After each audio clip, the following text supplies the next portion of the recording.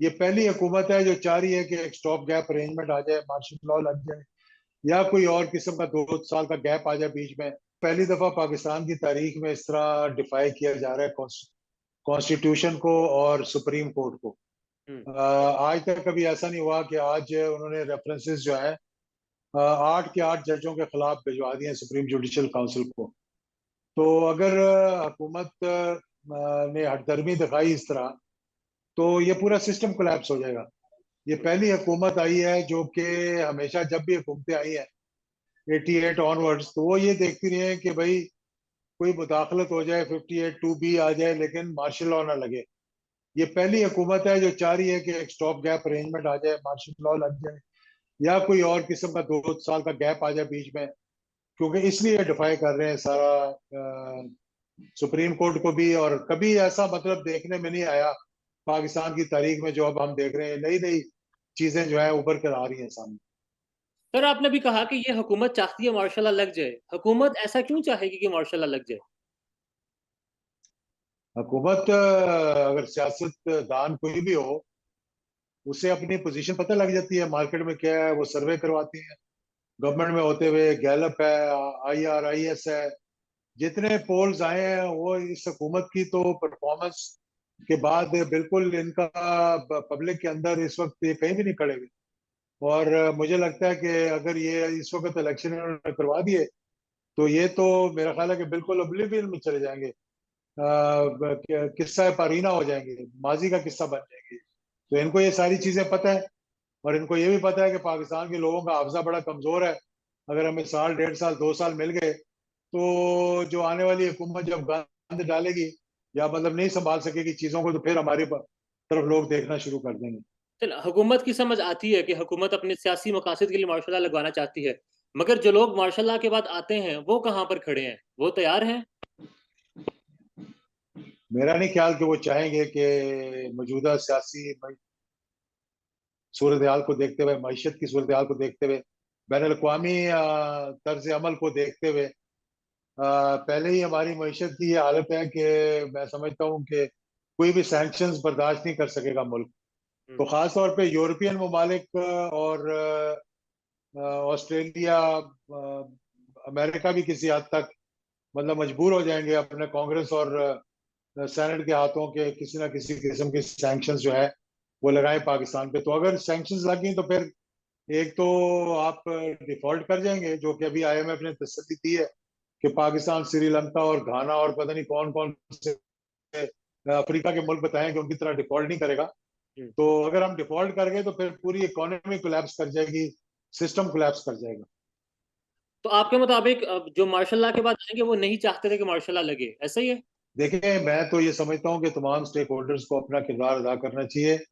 Establishment का एक बहुत ही जिम्मेदाराना किरदार होना चाहिए, क्योंकि इस्टेब्लिशमेंट की तरफ ना सिर्फ सारा मुल्क बल्कि सब सियासतदान भी इस वक्त ये देख रहे हैं कि जो आपस में नहीं बैठ सक रहे, वो ये देख रहे हैं कि जी कोई ना कोई बीच में इंटरवीन करके एक ऐसा माहौल पैदा कर देंगे जिससे कि गुफ्त शनीद शुरू हो जाएगी और कोई ना कोई बीच का रास्ता निकल आएगा। यानी कि कोई देखें, इलेक्शंस तो होने हैं, हम्म। कब होने हैं इस पे फैसला करना है। यानी इस बात पे भी बैठ जाएं अगर, कि अगर इलेक्शन तो होने हैं, ये तो नहीं हो सकता कि इलेक्शन ना हो, अभी नहीं होंगे, साल बाद हो जाएंगे, 6 महीने बाद हो जाएंगे, अक्टूबर में हो जाएंगे। तो ये नहीं है कि इलेक्शंस नहीं होने, इलेक्शंस होने, कब होने हैं इसका तयन करना है, फैसला करना है। तो इसके लिए मैं समझता हूँ कि किसी को जिम्मेदारी उठानी चाहिए कि जिस तरह से सुप्रीम कोर्ट को डिफाई किया जा रहा है, जिस तरह से उसकी बात मनफी में ली जा रही है, और जिस तरह से रिएक्शन हुकूमत दिखा रही है, ये हुकूमत मतलब बगैर सपोर्ट के, बगैर बैसाखियों के 2 दिन भी नहीं चल सकती। तो इसका मतलब है कि इनडायरेक्टली इनको कहीं ना कहीं से तो कोई सपोर्ट मिल रही है, जो ये इस किस्म के रवैया इन्होंने इख्तियार किया हुआ। और सपोर्ट कहाँ से मिल रही है एग्जैक्ट?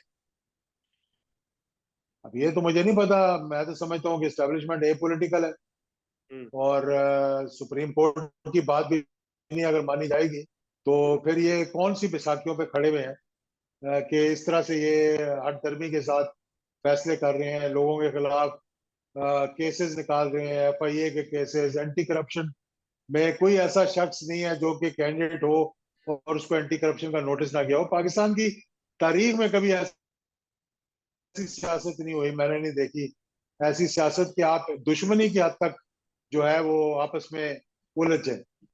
आपको भी सुना है कोई नोटिस वगैरह मौसूल हुए हैं FIA के या एंटी करप्शन के, जब से आपने तहरीक इंसाफ को ज्वाइन किया है?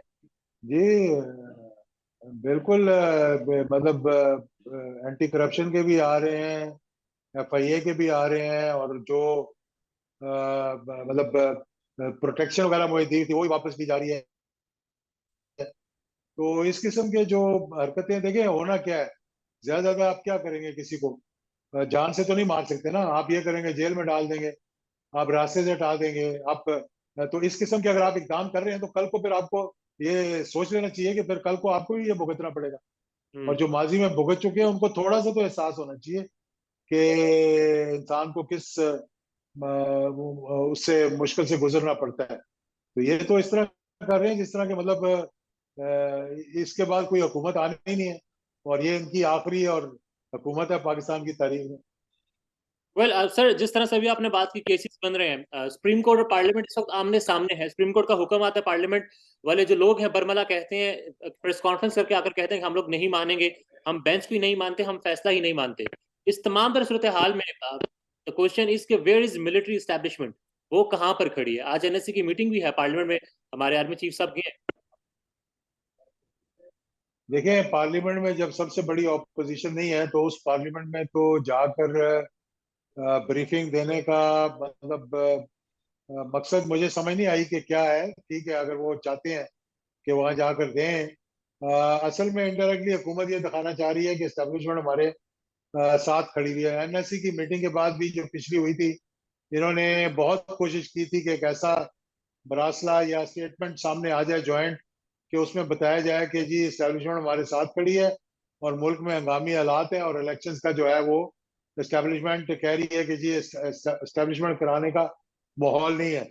आज जो पार्लियामेंट के अंदर उनको बुलाया गया है तो मतलब मकसद तो मेरा ख्याल में बॉटम लाइन तो यही है। आप देखते हैं कि उसके अंदर से क्या निकलता है।